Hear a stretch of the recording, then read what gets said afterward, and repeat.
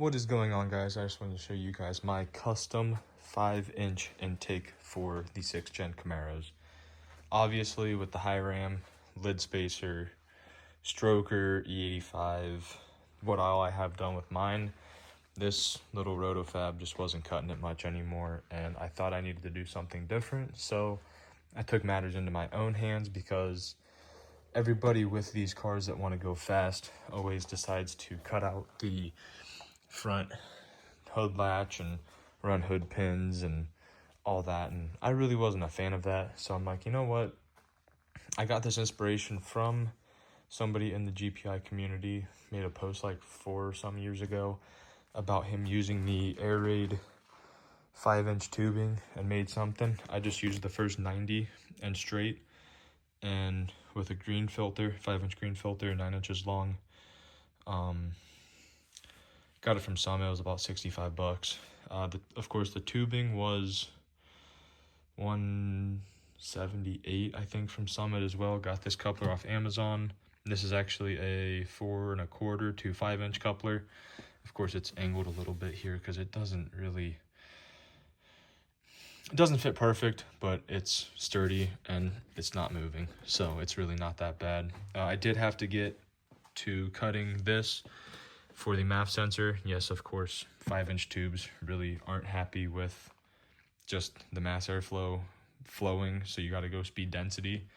I'm already planning on doing that, but if you don't want to get the DSX Barrow breakout kit with the intake air temp thing, you have to like cut in, drill into there.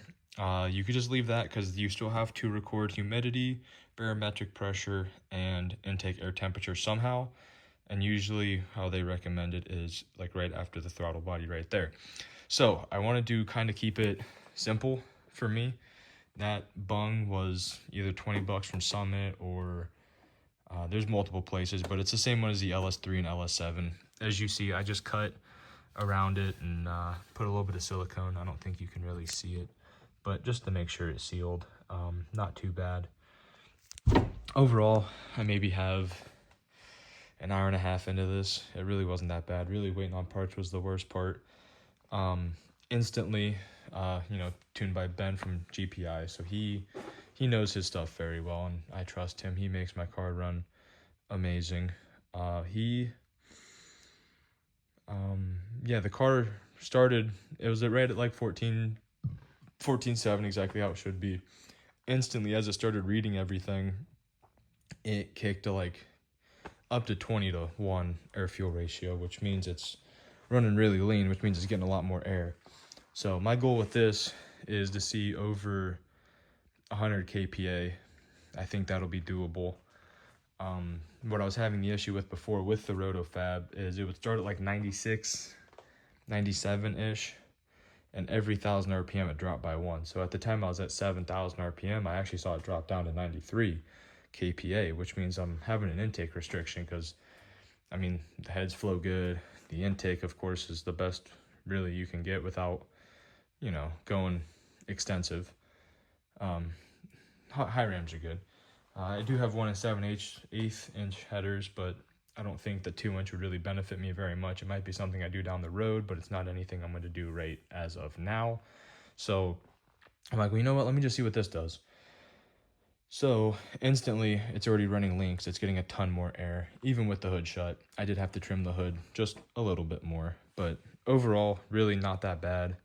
It saves me from cutting the hood latch out and running pins because this is a street car. It's probably 80% street, only 20% track, but I do have a drag and drive event coming up here in October, and I said, you know what, I just want to ensure that I can average a 10, so that's exactly what I'm going to do. If you guys have any questions, feel free to reach out to me. I'll be as active as I can. I think I got this down to being about 15 inches from center of the throttle body over all the way. I think this is tucked in a little bit farther just so it's not rubbing in the wheel well. But I got it basically to fit right down where the stock airbox would push up to. And I'm probably going to run a little sheet aluminum here and trying to get a little heat shield just to keep it away from the header, because that is pretty close. And then the next thing I'm going to try and do after I get a revision from this, just to really make sure everything's good, is I'm going to take the filter off when I get to the track, run this 90-degree coupler right down, and have a bell mouth off of it right to that intake, which I do also have the Velocitech for, which I don't even think you can kind of see it there, the Velocitech that sits right beside the headlight there.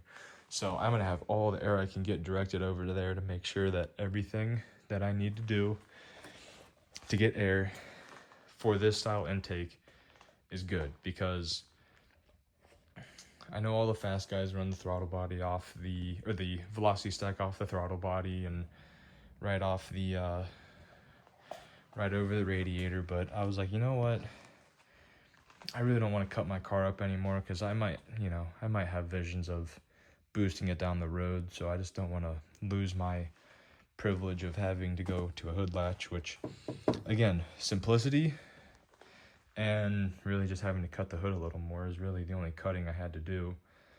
Other than that, everything's working good. I'm going to be buying a tune probably end of this week, get it started early next week. It's going to be raining the rest of the week, so there's no track testing, but drag and drive event I'm going to is October 16, 17, 18, and I'm really hoping to average a 10 for those 3 days, and I'll keep you guys updated, do some track testing, track videos, and really show you guys what kind of numbers this thing has, because after you go rotofab, there's not really many people out there in the community that talk about what kind of gains they have. So keeping a stock-ish style intake, just a big tube, I'd really hope to see it pick up some numbers. Just for reference, this car is done a 1086 at 128, as seen in one of my other videos. I didn't even launch the car that well, but I think this might be the key to trapping 130, 132 if I really had to guess, and probably getting down to a mid-10. So if that's all possible, just by changing this intake, every penny that I spent, every second I spent on it will definitely be worth it. But that's it for now, guys. Thank you for watching. And again, if you have any questions, feel free to reach out to me. Peace.